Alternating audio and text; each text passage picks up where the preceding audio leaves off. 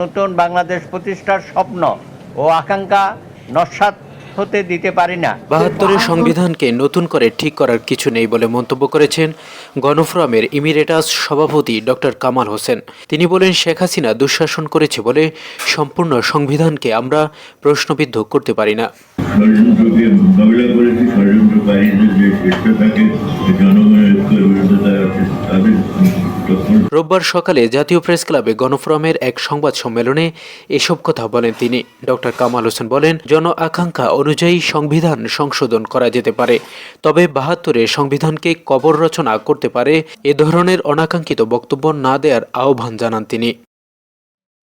কোন কোন জায়গায় ভুল আছে বা ত্রুটি আছে বা জন আকাঙ্ক্ষার পরিপন্থী আছে সেগুলো নিয়ে আলোচনা করতে পারি। তিনি আরও বলেন, জনগণকে নিয়ে লক্ষ্য বাস্তবায়ন করতে হবে। সব ষড়যন্ত্রকে নস্যাৎ করতে ঐক্যের সাথে সকলকে মোকাবিলা করতে হবে। উদ্ধার করতে পারি ধ্বংসের ঐক্য শক্তি নিয়ে, জনগণের ঐক্য শক্তি নিয়ে। এ সময় সকলকে ধৈর্যের সাথে ঐক্য ধরে রাখারও আহ্বান জানান তিনি। তারা দোষী এবং আজকে তারা শাস্তিপ্রাপ্ত হচ্ছে, দেশান্তরী হয়েছে, দেশ থেকে চলে